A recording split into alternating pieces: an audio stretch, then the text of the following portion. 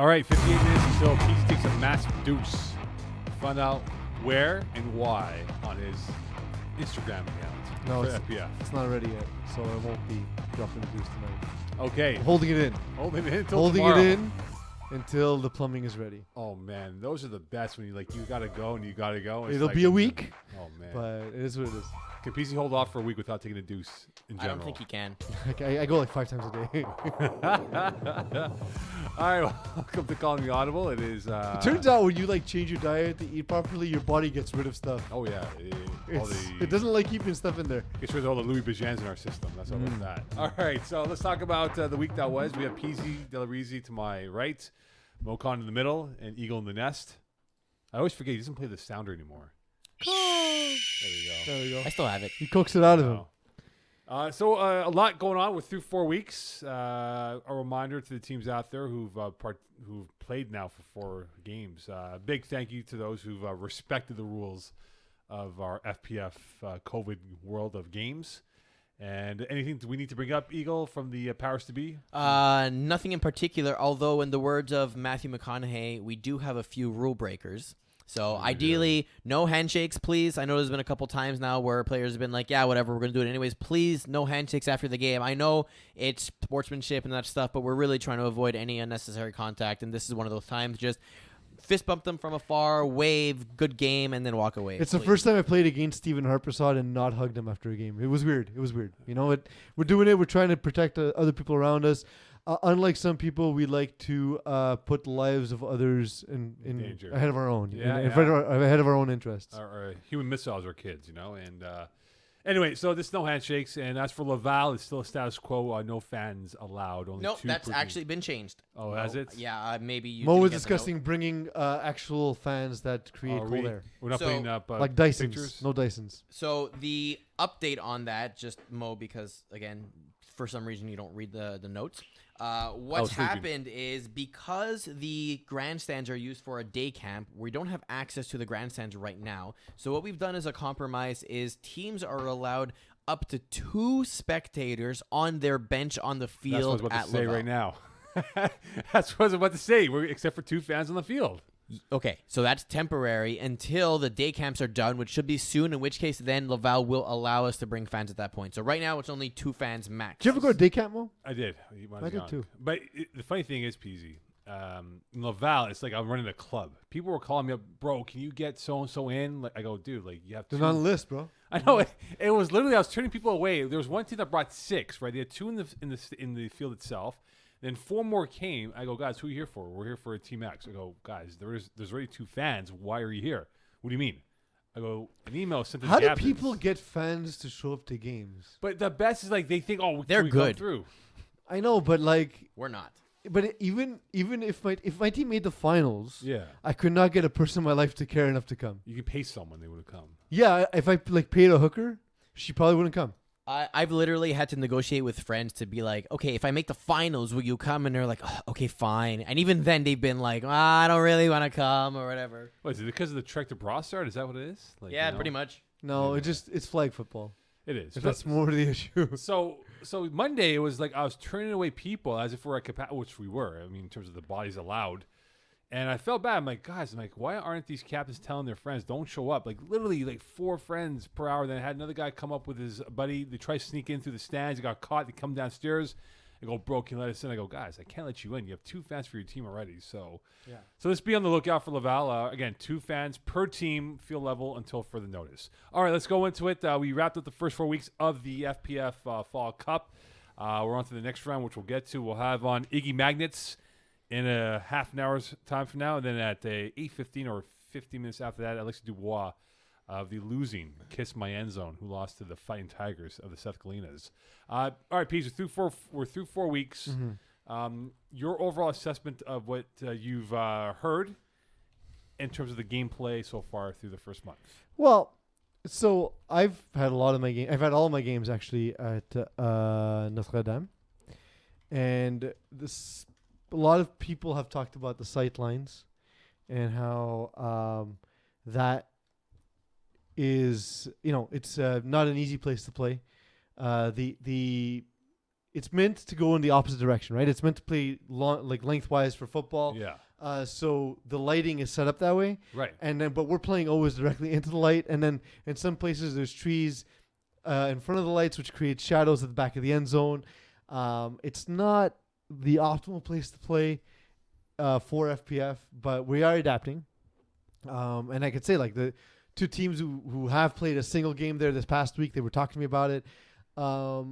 I've played 4 games. I can tell you it's not an easy place to play. There's so many lines on the ground, and the lighting is very awkward, so it's tough to know where you are. So I've seen snappers not know where to line up on the field, not knowing where the middle of the field is. Yeah, no, for sure. And I think maybe look, we had a light issue on Wednesday's games where the lights only came on at 8:05, so we were playing in dark for about 10 minutes, and then finally Brad Evans realized, oh my God, I'm overthrowing footballs here.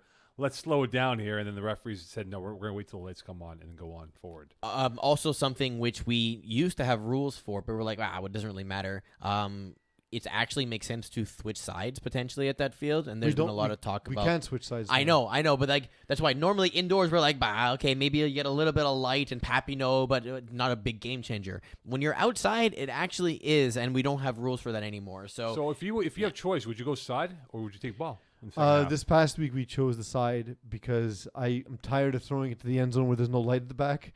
And I wanted to make sure that you had to drink you won the bet and therefore were punished by having to drink a pitcher which I forgot what the bet was all about.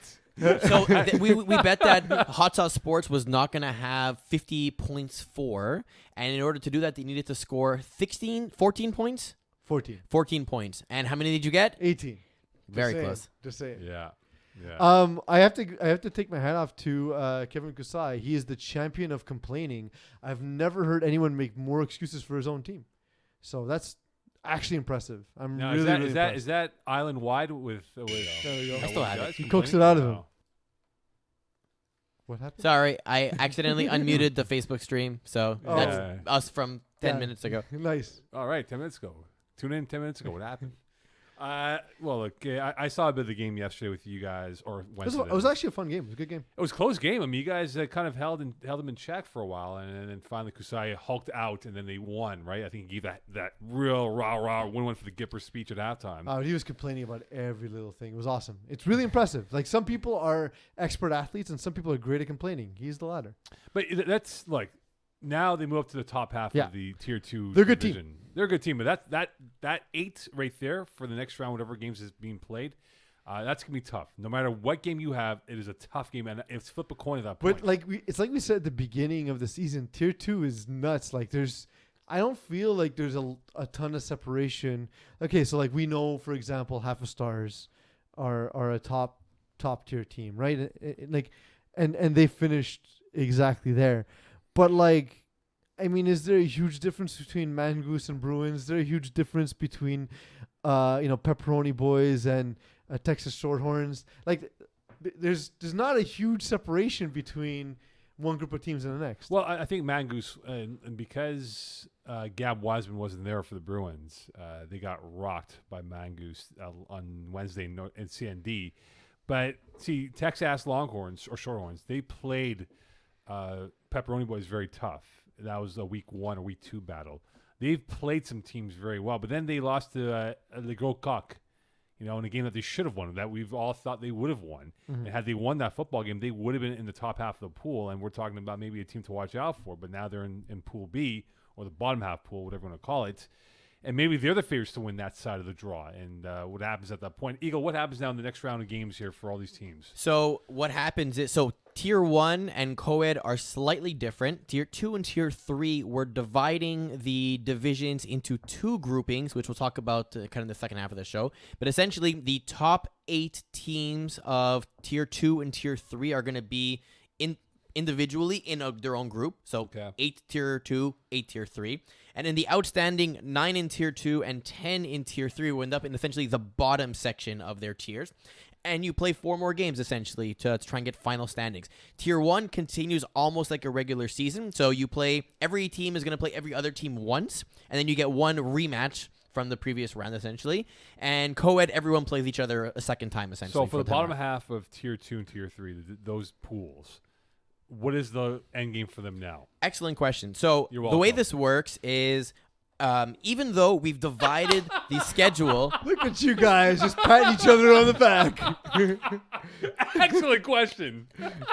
it's because people actually don't know this. So I know. That's why we Yeah. got to go over this stuff here. So the schedule is now built such that you play teams that are equal to your strength based on the first round, essentially, right? So the first round is like the seeding one, let's call it. Now you play a schedule that's more likely to be, I guess, difficult if you're in the upper tier, or maybe a little bit Well, just simpler depending on your The matchup. team should be paired better, right? Exactly. There should be less discrepancy. But I think, and to my point, I think tier 2 there isn't that, right? But that's Yeah. what we were talking about. And earlier. so what's going to happen now is you're going to play 4 more games.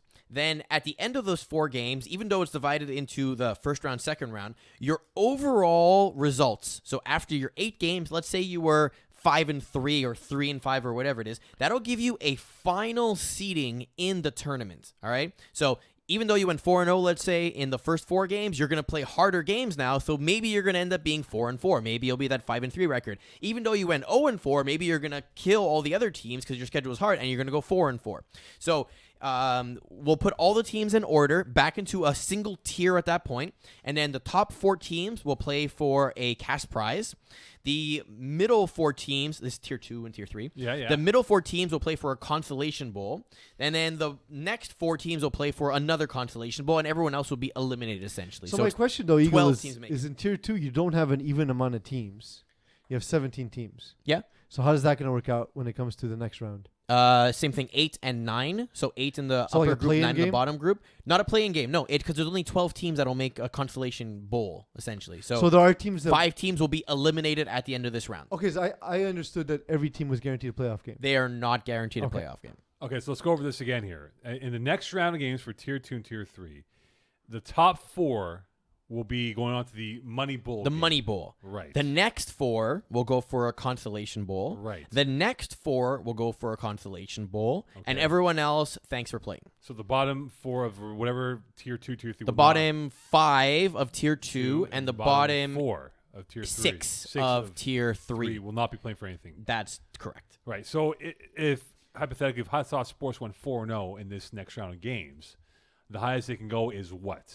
Well, that depends on the results of everyone else. They can theoretically, if all the upper teams, which is not going to happen, but all of them lose conceptually, they could finish tied for first. Not really, because that's not how So schedules work. they But could have an outside chance at a Money Bowl game. Is that what it is? There Yeah. we go. technically, it's possible. So It's for very unlikely. So you're saying there's a chance. so what? It's very unlikely, but it's possible. So what we're trying to convey here for the teams who are playing in tier 2, tier 3 in the bottom half, you might have a chance to win some money. Yep. If not, at least you're playing for a championship shirt or whatever we're going to hand out this year. I don't know the exact prize. The COVID T-shirts, Those are the ones. are they going to be sprayed before we hand them out? PZ? I would hope so.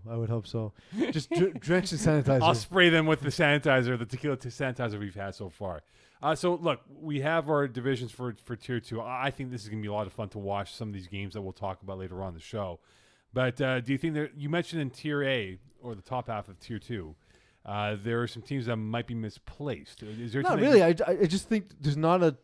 Like you're talking about tier 2, right? Like so. tier 2 exactly. In tier 2, I don't think there's a huge division from the okay, again, we know absolutely the top of the division is half a stars, but then like is there a huge difference between, for example, like Rocoq and Voodoo? Well, maybe size-wise, yes. Yes. Okay, let's say outlaws and Voodoo, right? Like my point is that like I felt coming into this season, tier 2 was the best example of parity that I've seen in FPF in a long time in any division. Yeah. And it's cool. It's cool to see. Like I would have thought, for example, Los Bandidos Bruins would have jumped up into the top bracket. They did not. Unknown Talent, they're bringing in a new quarterback. They fall into the lower tier. But you would have thought, just based on talent alone, this team would have been amongst the top end of teams, and they were not. You know what I mean? So What about teams like the Warriors, though? I mean, they were outclassed by the Half Stars a couple weeks ago at CND. so the half stars are in a tier by themselves, no, right, but everyone else sort of falls into that. And Sure. the Warriors are probably the best of that next group of teams. But also, they got a freebie win over the Grow Cock in week 1 when the Cocks were like, look, we can't field the team at halftime. We're injured, we're tired, we can't play. So I'm not banging on the Warriors for being where they are. They're 2-2. They're in, but are they good enough to compete with ECW? I think they're Pepperoni matchup Boys? dependent. I think, for example, What's a good matchup for them then? like Outlaws will be a decent matchup. Mangoose and ECW, not so much. Pepperoni Boys, oh man, they have not an easy schedule. Even in tier 3, we're gonna have the exact same thing. You're gonna look at the teams. You're gonna be like, this is gonna be difficult for a lot. But of again, people. I think there's a top end of teams and a bottom in tier 3. You know what I mean? Like there's just a lot of division, let's say, between lockdown and replacements, right? Despite the fact that they've improved since Snapper Chris Olsen was added to the fold. But yeah, if I look at Warriors, they're facing a lot of fast teams. Maybe Pepperoni Boys and Outlaws, just by virtue of the way they play, the games can be close, and if they're close, you have a chance. Whereas I think Mangoose and ECW are just going to create problems for them. And if I'm wrong, great for them. Well, they're 1-2 against teams who are currently in the top half of the tier 2 pool, right? But look at the teams they lost to: Half a Stars and Tough Lungs, which are like both teams have just top end talents that are hard to run with. And you look at Tough Lungs, being Justin Lerner and Olivier Delaris, I don't think there's anybody on Warriors really who can really run with those guys. And we look at that, they combined for 5 touchdowns and 15 catches. Yeah, and look, that next 4 for them. I mean, you mentioned before: Outlaws, Mangoose, ECW, Pepperoni Boys. That is, I mean, look, any game at this point is not easy, but that is a real tall task. They're a matchup. They're a team that requires a good matchup to be successful, and they don't have them. For example, if they would have faced off again, well, they have Outlaws, for example. Yeah, well, I mean, the quicker teams all made it to the. But like, if they were matched up against a team like Voodoo, for example, that's a good matchup for them, even though they're not in the same tier. A team like Bruins, who are not necessarily the quickest team, Right. Those are teams where they can do some damage. I think what's interesting for Warriors specifically, though, is the only win they have on a team that's not in their tier was Los Bandidos, right? Yeah. And theoretically, Ligoro Cook could potentially have been a loss. I mean, whatever happened. It was, happened. I think, a 6-6 or 8-8 halftime at that game. Yeah, and then it just got ridiculous, right? Well, Because they of the didn't play injury. second half, Exactly. yeah. So that's So why. this could, I mean, in a sense, this is going to mean that the Warriors probably have one of the harder schedules, considering they're playing all the best teams. Yeah. And we'll see what that means for the final standings. So let me just throw this idea out there. This is in general for tier 2 and tier 3. So the top 4 obviously will advance to the Money Bowl game, correct? Yep. Mm-hmm. So why don't we reward the lower tier by having, say, the top 2 teams play seats 3 and 4 to get Promotion, to the Final Four? relegation. Yeah. We thought about that. We had some issues with it in the past few years in terms of I what disagree I'll call with your fake division issue. dodging, So sort let's of. I hear- disagree your with your point. fake issue 100%. Let's hear you the real issue. Straw then. man right there. No, the thing is that Eagle thought that some teams might tank to make it to a lower pool, but you can also do that so that Well, if it you wasn't get- even. But if you get relegated, you don't need to get relegated into a cash bowl either. No, but it was more that and this happened completely, like the team didn't do it on purpose, right? Basically, they got destroyed in the tier 1 grouping, ended up getting relegated essentially to tier 2 and dominated. Oh, Andel's team. No. No, not even. I don't want to call the team out because it's not their fault. It's just the way we planned it for the first Fall Cup year, and it felt unfortunate, or it felt weird of you lost every single game and yet managed to win a tier. Or just Medic. No, they were the reverse actually. Yeah, they they- won all their games and got They fucked They got because hot of it. early and then they got And wrecked. they got wrecked. No, I know. The thing is that I don't think it's honestly. I thought what was cool for my experience, Mo, was we had a Division 6 team going up against Sweat and Beers, and other than the first 2 drives that didn't Yeah. go well, we actually went like score for score the rest of the game, and it was Right. one of the most fun games I've ever played in, and I was like, oh hey, I got You hate defense, so. Oh yeah, Of course. defense is stupid. But I got a chance after to talk to Robbie Robinson, and he gave me some tips on how to improve my quarterback. And I was like, I never have that experience if I don't play in this Sure. kind of format. You know what I mean? Right. So, I thought that was kind of cool. But that was my experience. What's So- his advice to not throw the ball to the other team? correct? I'm still working on it, Robbie. So when you see a team in a different color uniform, throw it away from them. colorblind, man. Exactly. I can only do so much. All right, so let's look at tier 3 then. Let's look at the Well, we breakdown. didn't actually look at the bottom part of tier 2 either. Oh, we did, kind of. We talked about Hot Sauce Sports. That's more than enough. They can make a run. They could. All right, quickly here for tier 2 bottom pool. I like Texas Shorthorns and Bruins as being the best two teams in this side of the. Wow, 1 and 2, shocker. I don't like Bruins at all. I think False Kings, like we talked about last week. I think Texas Shorthorns are very good, and especially given who they have at quarterback. I think Voodoo can probably make a turnaround in Centaur too. I think their schedule is difficult, and they can put up points if they need to. Centaur was competitive. In the My issue with Voodoo is they're kind of the Warriors as well in that they're matchup dependent. Yeah, but this schedule is going to be a lot better for them. Well, you say that, but Texas Shorthorns and Trojans will pose particular threats because of the speed. You think Trojans really?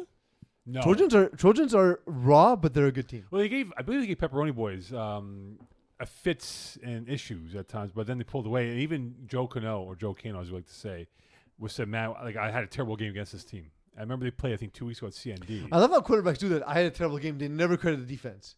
It's never that the defense forced you to have a bad game, right? Yeah, but Joe is one of those guys, like, you know, if he throws like 2 incompletions, terrible game. Bro, you went 18 for 20.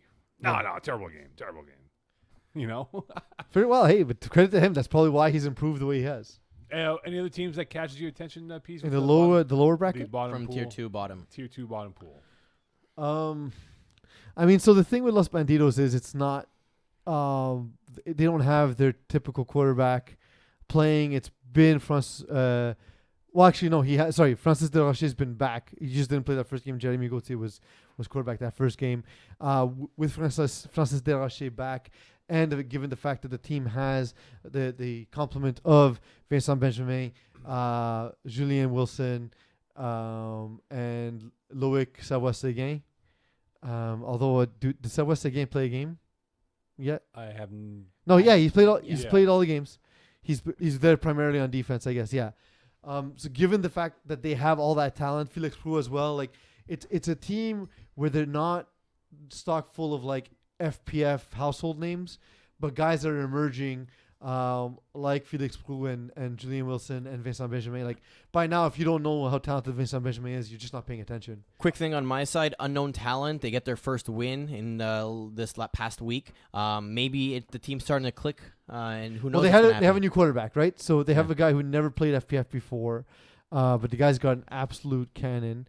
As I'm struggling to load the page, so if a producer can at any point shout a name at me of the guy who's playing quarterback, Alex Brown. Alex Brown is not his name. That's an awesome callback to last episode. Eagle, anytime you want to help. I'm loading as fast as I can. Nicolas Gomez Rizzo? No. Joe Luciano. Joe Luciano was throwing, but is he no longer throwing? Again, apologies this season because we can't be at the field as much as it was, we have in the past. They have a bunch of guys throwing. I mean, yeah, last game they had Sebastian Gome throw for 1, Rafael Morelli throw for 9, and Nicholas Gome throw for 19. Yeah, so. well, quarterback guy by committee. Yeah, but one guy quit during the game because he couldn't hack anymore. I forget which Gomes it was that threw INTs. Nicholas Gomes Rizzo. Nicholas Gome threw 4 INTs. He quit. He walked off the field, changed, and I think he left. And then they went to that platoon of quarterbacks, and they won the football game. Yeah, it's so you're it's saying weird it's working. It's weird for that to happen. That's the strangest sentence I think I've ever heard. But they also got 2 interceptions on Francis Desrochers. Unknown talent. It's their defense that will cause their defense and their speed that will cause issues, and that's what ended up being in this game. All right, one team that will go undefeated that you think will have a good chance to go undefeated. Well, we know that it's half a stars. Okay, no, for the bottom pool, that is. The bottom pool. That might give them an outside chance to get into the Money Bowl. I don't see it. I don't see it. That's fine. Everyone will have a loss because it's so tightly contested across the board. Fair enough. All right, let's dive into Tier 3 before we get on Iggy Magnets to talk about Tier 1 and 2. Tier 1 and 2. Oh, we also need to issue an apology. To who? Is this like a real apology or a joke apology? Real apology. Oh, okay, my bad. So we talked about a co-ed quarterback last week. And man, nothing's working this week. It's annoying. Allison, I can't remember the last name. If anybody could help I know. me. Allison Francillon from La Secte. Allison Francillon was not a female quarterback. He is a male quarterback in co-ed. Oh, our apologies. Our apologies. Again, you gotta take into context that Mo and I are not at the games. Also, no Well, profile I am. Mo's picture. there, but he's I'm not. there. He's I'm not not scorekeeping. He's worried about keeping us safe. I am not allowed to be at the fields to watch games. So I was corrected by Alexi Dubois, who was going to be on the show as well. But I do want to issue a sincere apology because we weren't joking around about that or anything. No. It just we didn't know. We didn't know. Our So apologies. Allison, congrats on the great season. We did want to highlight your play though, and your play's been excellent. I can't wait to make fun of Alexi Dubois, though. That's going to be a lot Yeah. of fun. All right, so let's talk about Tier 3. Iggy Magnus will be on very shortly with us.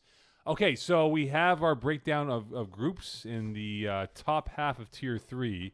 We got Lockdown, Triple P, Rainmakers, LNJ, Honey Martin, Bud Knights, Mean Girls, and Toon Squad. We'll talk about Bud Knights in a couple seconds here. This is going to be a fun group. It's the group we thought was going to be there, right? Well, except for one team, Who? Lockdown. No, Lockdown. I knew they were going to be there. But not. They have the best quarterback, debatably, but in the division. Did we think they'd be 4-0 Yes. coming through this? Yes. I thought the only challenge would be Triple P, and they won by because of a safety that was due to a fly guard in the end zone. What's the odds of Della going, 2 wins off of games ending off of safety? My favorite one was the one that went ended 2-0 though. Yeah. So I've it's 3 also games. won. I wasn't in that one though. That was a spring cleaning game from spring 2013 or No, something. but it was one that you. 8-6.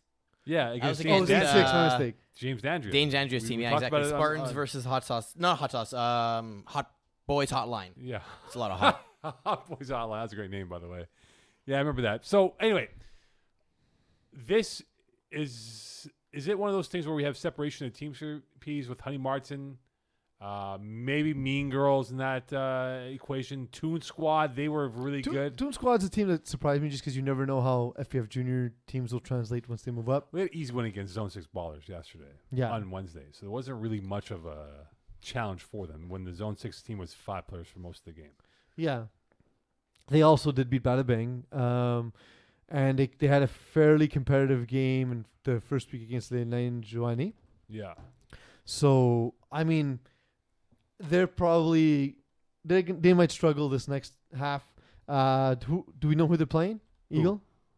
We have the schedule. It's all out. Yeah. You're talking about I'm asking for help from my producer. I'm also doing other stuff. So what team are you looking So for? they face Bud Knights, Honey Martin, Lockdown, and Rainmakers. There you go. I don't know. Maybe Rainmakers. That is all. I know Rainmakers are okay though, man. Like, I mean, they, Yeah, but so are Toon Squad, right? Like neither team is particularly strong, and like I understand your love for Rainmakers being a former Division 1 team, but it's the wrong Kastner throwing. No, well, like, I told Derek, Derek, you had your brother Ryan open literally at the front of the goal line end zone for like 4 seconds, and you didn't throw him the football. Like Derek's learning to play quarterback, and he's gonna have to take. It's a hard position, man. Position, not easy, man. I know your brother is a quarterback savant, but not easy, But man. sometimes it's hard to get coaching from someone who's that good because of how easily the game comes to him, right? Right. I actually was a tutor for calculus, and it was one of those things where if the guy didn't know basic algebra, I'm like, you're useless to me. I can't help you. Well, it's like that with athletes, But you right? took the parents' money, though, right? It was actually for volunteering hours that I needed for my Oh. program. Well, Parole. think about it though, right? They say pro athletes, like, Gretzky, Jordan, these guys, they want to Look how bad Jordan is at running a team. Well, that's it. They don't see it. Like people don't see it how they see it, and that's why they don't catch on. I remember Barry Bonds as a Marlins hitting coach. Yeah, hitting coach. You might get a kick out of this one. He would say to players on the Marlins who are notoriously terrible, he was furious that they couldn't pick up the spin off the pitcher's hand. A pitch that takes less than a second to come to the plate. He's like, what do you mean you don't see the ball spinning this way instead of this way? What do you mean you can't see it? Like, well, yeah, you're one of the greatest hitters of all time. In my life, the greatest left-handed hitter I've ever seen. And like, he can't translate it. It's the same kind of thing. Yeah, it is. Like, we've all seen how good Ryan Kastner is a quarterback. Maybe he just can't convey that information to Derek Kastner. No, you can't. So looking at the bottom pool standings, then, Trap Stars. I'm not too sure. Speakeasy, I think, got unlucky because there was almost a near issue on Tuesday in Brossard about a call that I had to actually overturn as a sideline referee. Oh, wow. You can do that? I don't Yeah. believe Moe Khan can overturn a call. I did. I actually ended the game. Oh, well, yes. That you can overturn. I Can you explain literally- the situation, please? So Bud Knights are playing Speakeasy, Bud Knights are up by 2 points, 25-23. They're on defense. 5 plays left. They're inside the 7-yard line, 5-yard line. Well, at the 5-yard line. Speakeasy throws an end zone INT. Bud Knights pick it off. 4 plays left. Game should be over. Correct? Correct. Referee goes, all right, let's go. First down. Nope. And I'm at afar, right? I'm watching this from afar with EZW and Voodoo, who are about to take over the field. I'm confused. I'm like, why are they playing the 4 plays? Why is Marc-Andre Deslonier playing these 4 plays? Like, is he trying to go, Eagle Genius here and trying to be, that type of sadistic type of quarterback? And this didn't make sense. I go and I asked the second referee. I go, hey, what's going on? She's like, you know what? I don't know what the hell is going on here. The game should be over. Yeah. So they play 1 play, and I see what's happening. I go, nope. I walk in the field. Game over, guys. Referee's like, no, you have to play the plays. I go, nope. No, you don't. No, you don't. All right. Know your rule book. Let's send that one into the committee, please. Don't worry. It's been taken care of. Yeah. So anyway, the referee looked at me perplexed. I go, game's over, guys. And the 2 teams knew. Speakeasy and Bud Knights knew the game should be over. And they knew. There wasn't any complaints from both sides. And they walked away saluting from afar. And that was it. But that could have been a near disaster because let's say they played the 4 plays. And let's say Bud Knights have a botched snap, 25-25. They get the ball back, and maybe they score a Hail Mary touchdown. What should have been a victory could have been a near disaster and a headache from that football game. Yeah, for sure. It's it would have been a logistical nightmare from us when someone looks up the rules and says, "Hey, actually, that game should have been over." I would imagine I would have probably issued like a error to. We actually don't have a. Oh, that's a good thing for rules committee, like erratum judging or whatever it is. Yeah, like if the Like referee on the arbitration field or allows it something, to yeah. happen, what do you do? Moe Khan comes in as the third official. And we Yeah, but like in an event that like unless seasoned scorekeeper is there, like what do you do? Quickly before we bring in Iggy Magnets, Lionhearts went 0-4 in the first round, but their schedule was really hard. I think they have a good chance of turning it around in the second half with Bada Bing, Ball in 60s, Zone 6 Ballers, and Southside Speedsters. Speaking of ball in 60s, let me tell you a story about these guys in Brossard. So they'd won their game, and so they start chirping me. Moe Khan, pick against us. And I used the classic Peeze default line. What? I don't remember what I picked last week.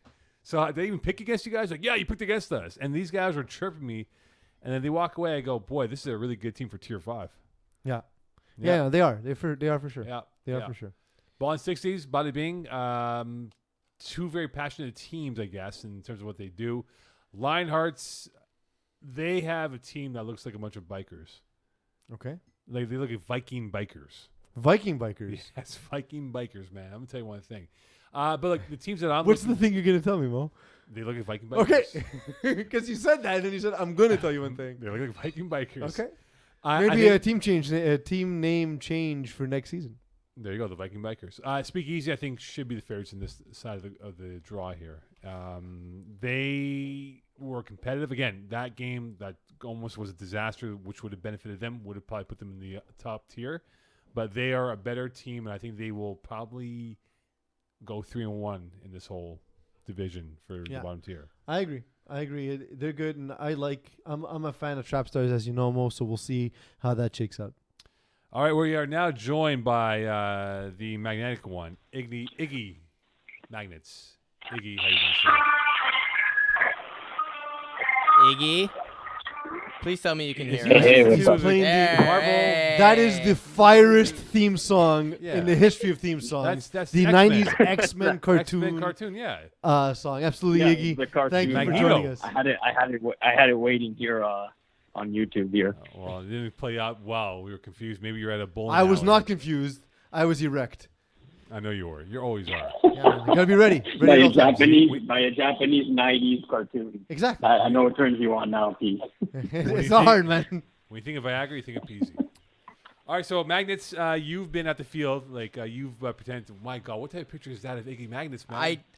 We try to find the worst profile picture of a person. So, Iggy, if you can take a look at the stream, I think this picture's probably from, I want to say 2009. 2009, 100%. It's like a Oh, 2009. Jesus. I mean, I'm not looking at the stream, but I can only imagine what you pulled up. The Jesus. facial hair is very puzzling. Yeah. You made a bad choice.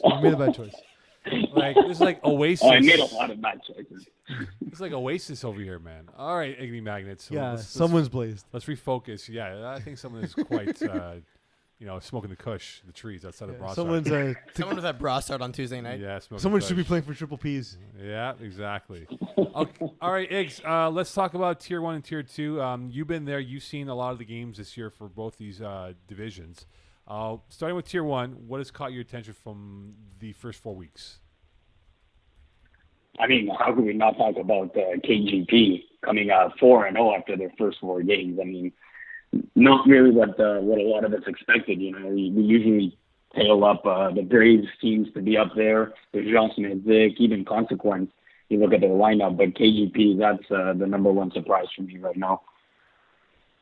Yeah, so what surprises you more though? Is it KGP's success or Consequence's struggles? Well, that's a good question. Thanks, man. I appreciate it. Good question. Yeah, I watched earlier. Moe complimenting Eagle there. I'm gonna have to go with Consequence and their struggles. It all started with that AJ Gomes incident week 2. They've sputtered since, 50 plus points in back-to-back weeks. That's a shocker. That one takes it over KGP's success. Do you think Consequence can rebound from their morbid start to perhaps put a run? Morbid. Morbid, yeah. Jeez. Morbid. Sheesh. So I mean, they have the talent to do it. Yeah, they have the talent to do it. I'm just looking at their schedule now. I mean, they're pretty much going to play. Oh, they played BYOB twice. That's interesting. And then Braves and Johnson and Vic. I mean, they have, like I said, they have the talent to do it. They just got to execute. I mean, I'll say they'll take 1 out of the 2 against BYOB. Oh man, and with Johnson and Vic and Braves, they're playing some tight football.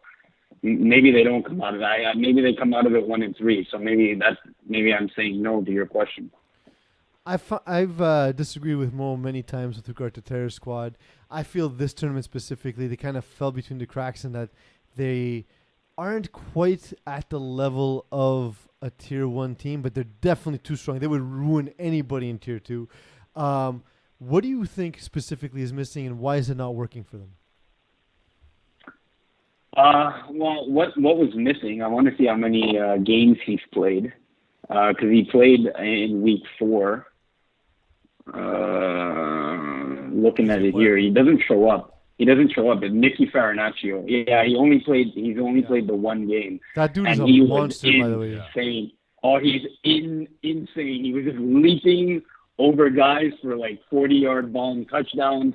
He's an absolute game changer for them. So if he continues to play in the qualification round for them, that's a huge upgrade for them. That would be a game changer. So that would be one thing that they were missing from the preliminary round.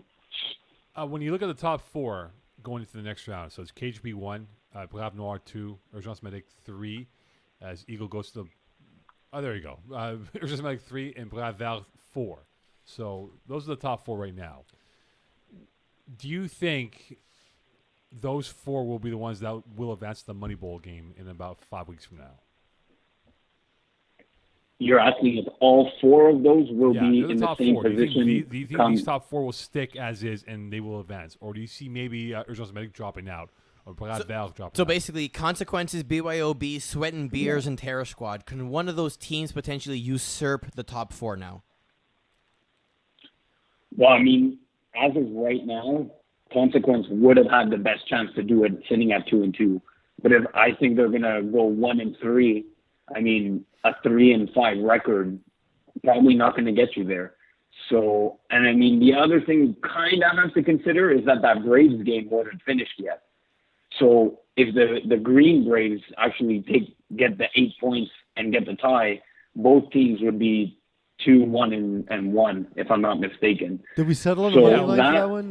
What's going on for that game? They still have 1 play left. So when are we doing that game? Yes. When? I don't know. Where? What's the money line? Why? Well, I don't know. How? Well, guys, there is a bye week, to interrupt you there. There is a bye week in the next qualification round. So it maybe they're on the field at the same time. Yeah, we're waiting for in the next basically when they following play week. the same night or something on 2 different fields, and then we can just Exactly. meet them up and do the 1 play. So I think, like, Rob's trying to figure out the exact scheduling of that, but there's no set date, at least as far as I know. All right. Tier 2, Yeah. Iggs. Looking at that, of course, there are two groups. One with 8, the bottom half with 9. Starting with the top half of Tier 2, you got Half Stars, Pep Boys, ECW, Mangoose, Outlaws, Tough Lungs, Warriors, and the Girl Cuck. Peeze, now we spoke about this before. This is going to be the group of death of games. I can't figure out who is a true favorite. Maybe Half Stars is probably your top dog. Very clearly. But beyond that, though, every other game I think could be flip a coin over here. Oh, absolutely. That's what I've been calling a group of death, to take that soccer analogy. But, geez, Half a Star is I like Pepperoni Boys going up against them. Do you guys know if they're playing in the next round? If they're matched up in one of the games? I can also take a look. Well, the Pep Boys have 4 games coming up here. He's a generic. Thank you for filibustering. I appreciate that. They play Week 7, September 16th, 7:15 at College Notre Dame 1. So you know what? Give me that as a cash. What? Yeah. So give me that as a preview for the cash final. The cash bracket final in come October. Now, question. Pepperoni Boys, Half a Stars. Eagle, how much money do these teams win for the cash? Anywhere between 100 and 750. So for the depending money, on the tier. So if Magnus's prediction of Half Stars Pep Boys final, how much do they win? I think it's 400, 300.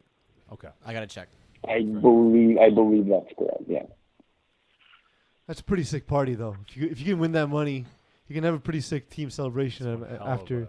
Looking at the bottom pool, I actually feel there's a ton of parity here, and every team has sort of like their strengths, and every team is also deeply flawed. I think Tier 2 kind of worked out exactly as sort of was expected. It's a little chalk, but it works out for the benefits of parity.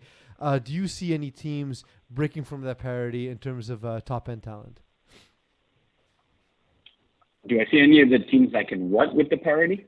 That basically can break from the parity, that are better than the rest of the bottom pool. Oh, it's not even close, Peeze. I heard you before, and you don't believe you when Moe asked you any of these teams can go 4-0. It's easily the Texas Shorthorns or Texas Shorthorns. Yeah, maybe because of the quarterbacking for sure.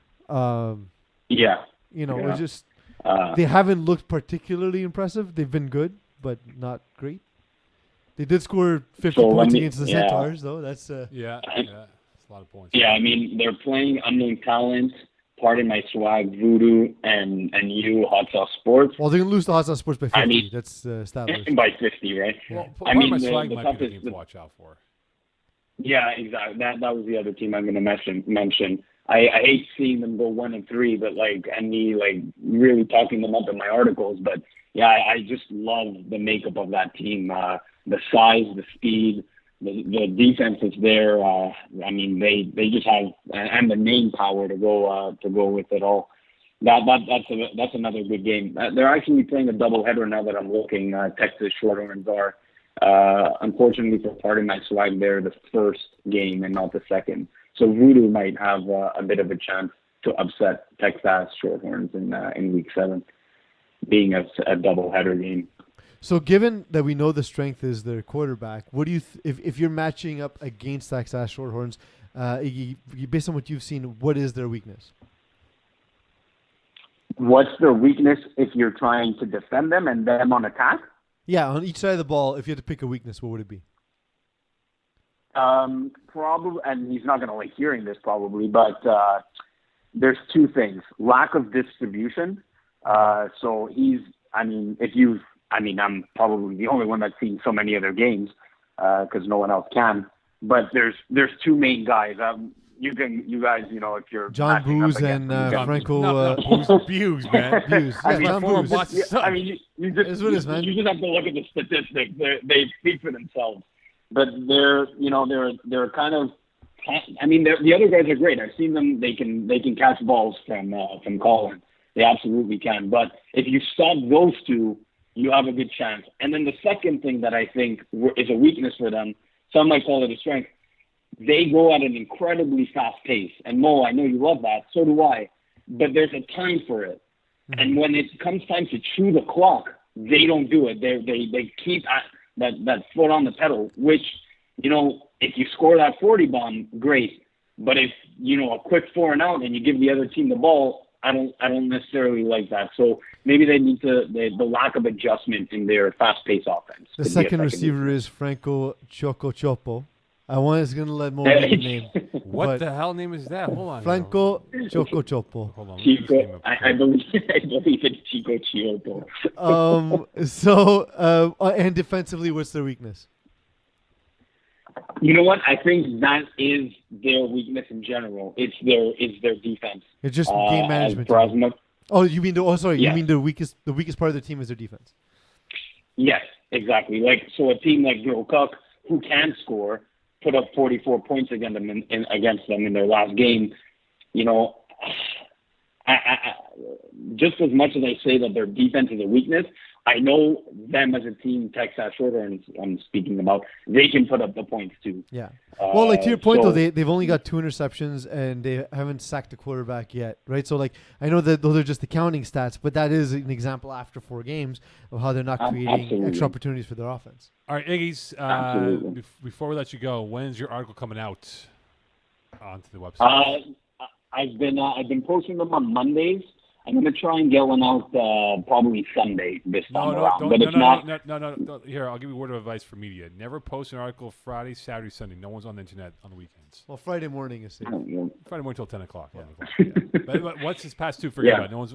Everyone's detoxing from the computer for the week. Yeah, everyone's already trying to find ways to skip out of work, which is where people read the article. Exactly. On the can and at work. So notice, you'll learn this in your time with the media. When people are reading your work, they're either taking a dump or they're avoiding doing their tasks at work. Exactly. So Monday morning is more ideal because everyone's going to work or and taking a dump at work. Yeah, exactly. Absolutely. Just shouldn't out the weekend. Last thing for you, Iggy. Recently, you just posted the results of the media predictions, of which you are currently leading. In fact, every single week, you've gone 16-7 in your predictions. It's almost like he gets to watch the games, huh? Equals a 69%. Nice. 3 weeks in a row. Nice. Well, what's the overall record? Wins. Give me the wins right now, please. Overall? Yeah, overall wins right now. So overall, Iggy has gone 48-21. Okay. Alexi has gone 47-23. Okay. Peeze has gone 44-25, and Moe, you are last at 43-29. Pathetic. Okay, hold on here. Pathetic, Moe. Hold on. You're getting crushed, Moe. He's got 48 wins, right? He has 48 wins. Yeah. So I'm only 5 games behind him. You are 5. Yeah, actually, no, more than that because he doesn't pick his own games. So you're actually a lot of games 5 behind games him. behind him. Let's call You're it 5. You're 8 games behind him technically. whatever. I'll make it up now. Yeah, you're the worst, Mo. You're actually really bad at this. The worst, for sure. Because I'm trying to save lives at the doors of FPF. Anyway. Speaking of straw man. Exactly. Eggs, thanks so much for joining us, pal. Yeah. Enjoy your weekend. Thank you. And Monday, I will. I would hope, will be when you post your article for Peeze to enjoy while he takes a dump absolutely. and trying to kill off work time. Absolutely. Love you, bro. All right, sounds good. Ciao, boys. My God. What a picture that was. Alexi Dubois will join us in a few seconds from now to talk about, I'm sure, Kiss My End Zone. Yeah, it'd be good when we talk to Alexi to get a picture from when he was a kid to embarrass him because that's only like God. 3 years ago. One? Yeah, from 5 days ago. Do we have one of them? By the way, feel like you guys don't know me very well. Well, I don't know. But anyway, look quickly here. The Fighting Tigers played Kiss My End Zone on Wednesday at CND. Great game. Came down to the last play. The Fighting Galenos won. It was a seesaw battle. Galenos had a 2-score lead. Kiss My End Zone came back, tied it up. They went up. They were up by a bunch. And then the Tigers came back and then pulled away by 1. Yeah. And no Jamil Springer. I know Jimmy Ojea. But Theo Ojea instead. Theo Ojea was there instead. Oh, jeez. So, okay. So not a bad sub to have.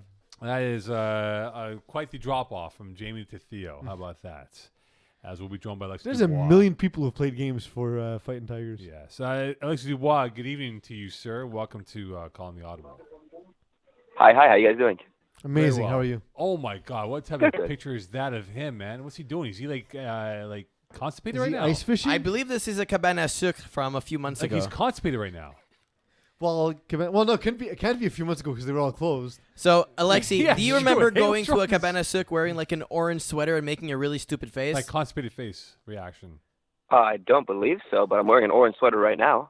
It might be the same one. Are you and- currently making a constipated Probably. face and eating tir? Of course, Peeze. I thought so. So Alexi, we'll get to the co-ed very shortly here. Let's talk about tier 3, and now we have our two separation of divisions, top half, bottom half here. Let's start with the top half. You got Lockdown, Triple P, Rainmakers, LNJ, Honey Martin, Bud Knights, Mean Girls, Toon Squad. Who are your favorites now from the top half to make it to the bowl money game portion? Okay, so in the top tier, I'm putting, for me, it's Honey Martin and Toon Squad and Mean Girls who are my top 3 in this division. Really? Snubbing Lockdown, huh? Oh, yeah. Really? Oh, no, for me, Lockdown, they might be 4-0, but I'm not impressed at all with their schedule. They've kind of cruised through the first half of the season. They haven't faced, I'm waiting to see for them to face like a quality opponent yet. Once they face one of those top 4 teams, they'll give them some quality. Look, they beat Triple P, which for me, a good team, but still they're athletes, but they're missing a QB. And they beat them by 1 point. Lionhearts, who are a team which historically have struggled, they beat by 4 points. And their biggest win of the season is the 60-0 forfeit. You know, they're a good team. They've got athletes here. But they still have to prove themselves. I would say, like, the reason why I've been giving them credit all season long is I know the quality of the quarterback play. And it's a team that's propped up by the quarterback. Like, make no mistake about it. It's not a good team. It's a team that has a fantastic quarterback for the tier they're playing in. So, definitely. So, Alexi, would you say how many teams are better than Lockdown right now, and on this side of the pool? 4. They're middle of the top tier. So Honey Martin. So I go Honey Martin. Okay. Mean Girls. Mean Girls. Yeah. Toon Squad. Okay. And I'll put Bud Knights above Lockdown, but it's really close. What about Triple P? Okay, I'll give you the other 3, but I'm not taking Bud Knights. I'm sorry, Alexi. That's just, don't you put me in a category with Smack on the Day on this, please. Look, I'll take the quarterback play from Lockdown over Bud Knights, but for the rest of the team, you have to take Bud Knights' roster. What's the schedule for Lockdown? If you take the Lockdown QB and put it with Bud Knight's roster, that's easily the best team in the division. But with that much athletes, I'm just going to give their defense could produce a few picks against Lockdown. Yeah. Lockdown faces Honey Martin, Mean Girls, Bud Knights, and Toon Squad. So they face all of those teams. Yeah, they're going 0-4 in the second half of the season. Wow. Okay, so what? So you're saying Lockdown's going 0-4? Is that like a Alexi Dubois lock of the week? Lockdown of the week. Yeah. Lockdown of the week. Follow my predictions. They're not winning a single game for the rest of the season. You are second in predictions, so that's pretty accurate at this point. So Eagle's gonna go home and cry. That's official. What's caught your attention besides that in the top tier of tier 3? Like in terms of the teams involved, who's impressed you from a team perspective so far? So for me, the team that's really surprised me is Toon Squad. Right, I've known these guys forever in FTF Junior. Chaz Presser played with me for a few seasons, but I really wasn't sure what they're gonna be able to do in the big leagues in FTF. To me, they're always a team that relied on a lot of coaching. I'm not sure if you guys knew, but they had Tony Curry, who essentially called every play, called out all their defenses. And they had the athletes on the team, but they had the brain on the sidelines who was telling them what to do. And I was really wondering how it was going to work out when they had to think for themselves and call their own plays and work out their own defense. And the fact that they're 3-1, for me, is an impressive start to the season. That's my surprise of the season so far in tier 3. Sidebar to that Toon Squad story, I was told by Tony Corey in week 1 that they actually asked him to be a part of their team, but he said, no, I had already committed to Honey Martin. So he could have been a part of the Toon Squad. I'm not sure about that because I know that Honey Martin posted on the group looking for guys, and I reached out to Tony to tell them they're looking. So I know Tony was looking for a team. Maybe they just asked him too late, but perhaps. Peace. You guys want a funny story about Toon Squad was one of their best players, Edgar Benoit, this season. Mm-hmm. They were playing football in a park, and they found him in a park playing football, and I think they're leading receiver. That's pretty awesome. That is pretty awesome. That sounds like a walk-on story in the NFL. Yeah. Like, hey, you can catch. Come play for our football team. And it's all worked out. In the bottom half of tier 3, who are the teams that stick out to you as being the better teams? Yeah, so I'm just loading this over here. Oh, you two get the same internet as us. So I was looking over this. For me, the top internet. Yeah, my internet here isn't famous, but I'm working off phone data. But for me, the team that just jumps out for me from tier 3 by a mile is Goblin Gang. Mm-hmm. They're a team that could have been in tier 1. I think they had a 2-2 record finishing the first half of the season. They just barely made out on the cash bracket. So I see Goblin Gang, maybe Trap Stars as well, just you think this team could have competed in tier 1? Goblin Gang? I think Goblin Gang was the bottom half. To me, Goblin Gang is equal to Les Nains Joannais. I put them very similar. Well, they underachieved, I think, in the first 4 games. Yeah. I agree. Well, but they're doing the thing. This group of guys has been rotating quarterbacks forever, and to try and stay in lower divisions. And Anthony Drysdale's the most recent quarterback to do that. Mm-hmm. And the thing is, like, when you're only completing 46% of your passes, you're not going to be particularly successful. But they did put up a huge 42-20 win over Goon Squad. It wasn't close, though, that game. No, of course not. It was not even. But that's what I'm saying. Like, now they're going to face ball in 60s. They're going to face replacements. Trap stars and speakeasy to end the season, but they have 2 more winnable games to start the schedule. Yep. So for me, another team that really intrigues me in this tier 3 is Lionheart. So for me, I wasn't following super closely the at Viking the start of the season. For me, Lionhearts was always a team that had been kind of struggling, played with quarterback issues. Mm-hmm. And then if you look through the games they've played, maybe they're 4-0, but they've been hanging in there with some really good teams. Like, they brought Mean Girls to 1 touchdown. Like, I've looked at some recaps on the Lionheart games, and they're consistently hanging in within a touchdown or 2. You know what the it is, only team they Alexi? got blown out by was Honey Martin.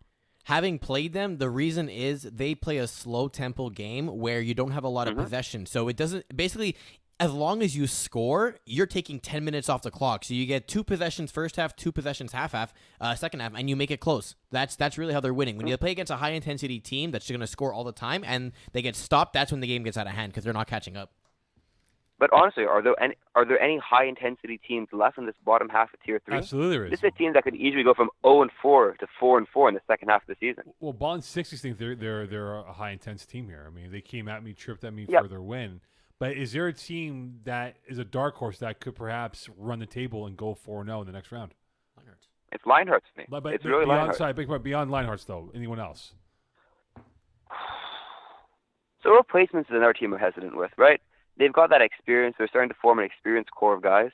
And if you look at last season in the fall, they were very mediocre to start off the season, but they came back strong with some good games in the second half of the season. Mm-hmm. So for me, this all comes down to Frank Joey Kawatra with his quarterback. If he can just avoid some of those interceptions, right? Develop his reads a bit, start getting to second and But third it's guys. exactly in that. the The system. second part of your statement is exactly the problem is developing reads. He quite simply does not read the field, and it's something that he needs to improve. Like, not in every place. Some plays he'll read the field, but there's also plays where he makes the decision in the huddle where he's going with the ball. Yep. Well, No, I know. I played them last fall, and there's some plays where that slant's coming. When I said the receiver's having a good game, he's going to be slanting in. But he has the ability to read the field. As long as he starts making that decision more conscientiously to give him, not even deciding in the huddle, but deciding, I'm going to throw to one of these 3 guys. If he just starts making that little switch, this is a team that can very easily start winning some big games against this competition. Well, the because guy we to have watch the out assets for to win matchups. The guy to watch out for is Chris Olsen, who they brought onto the team, and he's made a big difference for the snapping. Because remember, they played Honey Martin again in Laval on Monday night. It was a 1-score game until very late. And for me, Honey Martin's one of the top teams. Yeah, and you can ask Iggy Magnus about it, right? That game could have gone either way. It was actually tied at one point, and then Honey Martin, with their experience of ball hawking, this made things difficult for that offense for replacements. And the thing is that the switching to Chris Olsen as snap, being that he's such a dependable snapper, Frank Tioli Colatrella doesn't need to take his eyes off the defense because the snap's always going to be in his chest. It's not this big looping snap that he's struggled to catch for seasons. All right, looking But at for me, the biggest impact. Sorry, go ahead. If I can just get one last word here. The biggest impact of having Chris Olsen on the team, his snapping's great, but it's a second mind in the huddle, right? Mm-hmm. It's a quarterback who can tell you how to go through your reads. He succeeded Well, across provided that the Colatrella can understand the reads, absolutely, I agree with you. Looking at Coed But here, Sorry, looking at it's Coed a coach here, with you. Alexi. When you look at how it's unfolded so far, the Fighting Tigers upended you guys in a close one, in a fun one, albeit no Jimmo Springer or Jimmy Ojea in that football game. But right that was now, a fun are one. the Fighting Galinas the best team in Coed? Oh, you're really putting me there, Mo, aren't you? I can't say they're the best team. I can't. It was a great game last week. I had a really good time playing. It was a really fun team to play against, right? But So from an objective standpoint, then, are they the best team? No, they brought out who was it? They brought out Theo Ojea in an attempt to beat us, and we were missing our best Springer and Jamil, our best player in When Jamil. you say attempts to beat you. You mean did beat Oh, you? sorry, Yeah. they did beat us. Yeah, they beat us. They beat us fair and square. Always being technical there, Peeze. Yeah, just say. But just look, say we're it, playing. You guys won't have to wait long to see the best team. We're playing them Monday night, which is what's going to be the best game of the season in co-ed. Can't wait for it. And hopefully there will be even roster against even roster if everyone shows up. And that's going to be an absolute game for the ages. What about a team like Simicron? Like, we've been talking about this team for the last couple of weeks here. They have a really good quarterback in Gerard, who's really given some teams a tough fit here and there. They almost beat Fighting Tigers 10 days ago. They beat Yin and Yang. Can they rock the boat and maybe get themselves into a top 2 spot? Or top? So for me, Les Simicron is definitely the underdog team in co-ed. I mean, they're a team they've got the athletes there. They've got a really talented quarterback who's making the smart decisions. She's not turning over the ball very much. Her quarterback rating's through the roof. And they're just missing a few lucky breaks. They've been in it every game this season. You can correct me if I'm wrong here, but I don't think they've played La Sec yet. I'll take them both games over La Sec. I'll take them over Yin and Yang. They're a team who we don't know much about them, right? A lot of their roster is unknown. And they're a really exciting team to play. They're one of my favorite teams in co-ed at the moment. I think they can do real impact in the second half. And they have a honey badger as a mascot. Yeah. So, Simicron have not played La Sec. They played them twice to end the season. Exactly. And so like La Sec, they've struggled with this season in FPF. If you were to, rather than antagonize them, provide them with insight on how they can improve, what would you say? So for me, La Sec is they just need to start gutting the ball in. They have some really big, good receivers, except they only try to use their height on deep balls. Mm-hmm. They're floating in a lot of balls into the shorts, which are jumped and picked off. So if they keep their routes really short, I know their quarterback has an arm. Alexi Dubois, he has the athleticism to scramble out of the pocket, get right next to that line of scrimmage, and just drill it for 4 yards every play. They keep on trying these big, skinny posts down the middle of the field, which keep on getting picked off by a free safety. They need to give up on that deep ball, even though they have tall players, and just use that size to create mismatches on little hooks and little slants, because they have the players and they have the talent. They're just some smart play calling away from winning a few games. Look at your team here, Kiss My End Zone. Yep. Does this show that you guys can't win without Jamil Springer in the lineup? Yeah, honestly, Jamil's a huge part of this team. So last game, I called the defense personally, and I was getting a bit overwhelmed. I was missing options to drop deep. I was trying to think it through, and having Jamil on the field is just it's having a coach who's also a dominant athlete. It's just so much of a boost on the field. And without him, it's not only that we're missing a great player, it's we're missing the best football brain, probably in FPF on the field. So, of course, it's a huge impact when he's not there. Lexi, I have a fun one for you. Every now and then we get posts on the Facebook group for guys looking for a team, and you took the gamble and brought in Vlad Pierre on your roster. He's played 4 games and actually, good stats on offense. I mean, 3 receptions, 57 yards, a TD. Good stats on defense as well, 8 tackles. So has it paid off? I mean, what are you thinking when you already have a roster of 9 guys and you're like, oh, let's bring guy number 10 in and see what happens? So the way I work my teams in co-ed is I always want 10 guys. I always want 10 players. 6 guys, 4 girls. You always have people they can miss a game. So if you're missing a player and you have 10, it just works out. And then last minute, I think it was 2 days before the season started, one of the guys texted me. Unfortunately, due to family concerns, he couldn't make it. So I seen Vlad posting all over the Facebook group. I texted him within 5 minutes. He answered me. And as long as he they're upfront with me, he was in for the season. It was perfect. And he's been trying to fit in. I feel like he's a great athlete, and he's got very, very underrated speed. You look at him, he doesn't look like the fastest guy in the field, but he's probably the 3rd fastest guy on our team. And he's really fit in on the offense. So if you look at Josh Vasquez, he loves hooks and slants, and he can turn those hooks and slants into yards after the catch. So it's really paid off adding into the team. All right, last question for you, Alexi. More likely to happen again in a football game. Jalen Reeze getting tackled by Seth Glena on a potential pick 6, or you turning a 5-yard hook to a 40-yard touchdown? Oh, I'm never turning a 5-yard hook into a 40-yard touchdown again. I don't know how that happened. I'm not even a fast guy. I was waiting for, there's Theo on the field. I'm waiting for him to, gain 30 yards on me. I don't know how that ever happened. It was a slow-moving, touchdown. I was like, oh, my God, he's about to score. What is going on here? I the know. Apocalypse is hit. It happened to me once before. I played about 100 FTF games. It's my second 40-yard touchdown ever. There you go. When's your article coming out, Alexi? After I start it, so nice. Perfect. We're going to see. You've learned from the best, clearly. Peeze has coached you well. Absolutely. Listen, man, it is what it is. I love my team. I love my media team. King of the All right. media over here. Peeze. Well, we look forward to seeing your article whenever it's posted up. Maybe in 2 weeks, for all we know. Perfect.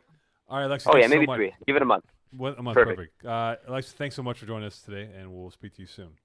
Talk to you soon, bud. Thanks so much. See you guys. Later. Bye. Alexi Dubois. All right, it is now time for. Games of the week. We're gonna flush it down the toilet because we gotta go to the washroom.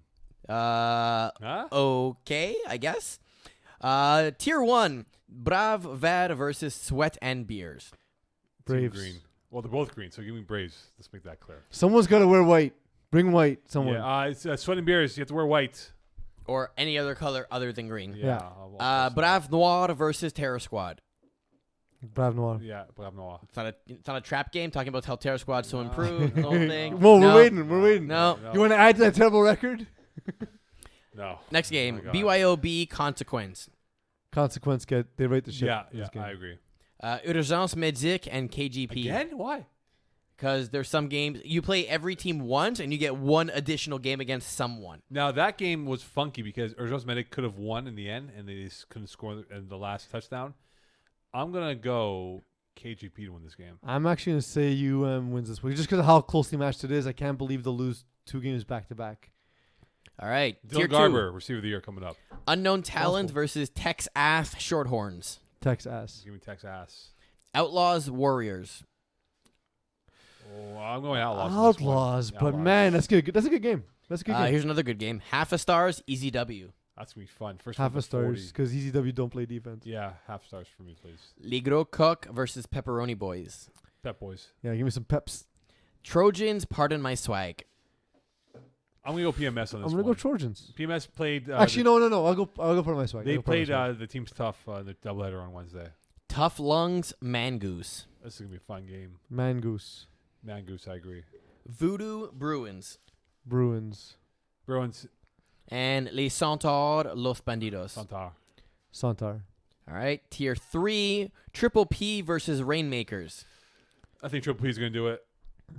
Triple P. Yeah. Honey Martin versus Lockdown. Sorry, buddy. Honey Martin. Good game though. Honey Martin. Close. It'll be a close one, but Honey Martin won. Lionhearts, Bada Bing. Lionhearts. I'm going to go Lionhearts, yeah. Bud Knights, Toon Squad. Toon Two Squad. Goon Squad, Trap Stars. Trap Stars. This is awful. Oh my god, this is boring. We're so repetitive. Piece that you pick? Yeah, Trap we've Stars. had the same picks. Trap Stars. Mean Girls, Les Nains Joanne. I'll go Mean Girls. Mean Girls, Steve Lombardi might be out. But I'm going with Mean Girls. Yeah. Replacements, South Side Speedsters. I'm convinced teams make their names just to make me lisp. Southside Speedsters. Yeah, give me Speedsters. Give me the lisp. Goblin Gang, Ball in 60s. Goblin Gang. I'm going to go Ball in 60s because they said, hey, pick against us. We always win. Well, I'm picking you guys. But really, I'm hoping you guys lose. So Ball in 60s for me. All right. Because that's how you improve your win record. That's how we do it, baby. Zone 6 Ballers, Le Speak Easy. Speak easy. Speak easy. And last league, we got co-ed here. Les Semi-Craquants, Fighting Tigers. Fighting Tigers. Tigers in a close one. In a doubleheader and a repeat of this past week, Kiss My End Zone, Fighting Tigers. Kiss my my end kiss zone. my end zone. Yeah. Double header plus back-to-back weeks. Kiss my end zone. And lastly, Yin and Yang versus La Sect. Yin and Yang. Yeah, yin and yang. All right. All right, so we're through 4. Good start, people. Keep yourself clean. And again, if you are feeling sick, do not come. Just call us or text us, whatever it is. And we'll keep you up to date with Laval when we will have fans, if and when. Big thank you to Ignacio, quote, Iggy Magnet, for joining us. Thank you to Alexi Dubois for joining us as well. Thank you, Moe, for showing up. Thank you, Peeze, for being here already for our other show, which is called Hot Sauce Sports. If you remember to You've like, been listening watch, to Hot subscribe. Sauce Sports. Had to throw it in. Appreciate it. Magic words, please. Why is Smash Mouth trending in Canada? Good night. All-Star? And let me know. God damn it. It's the worst.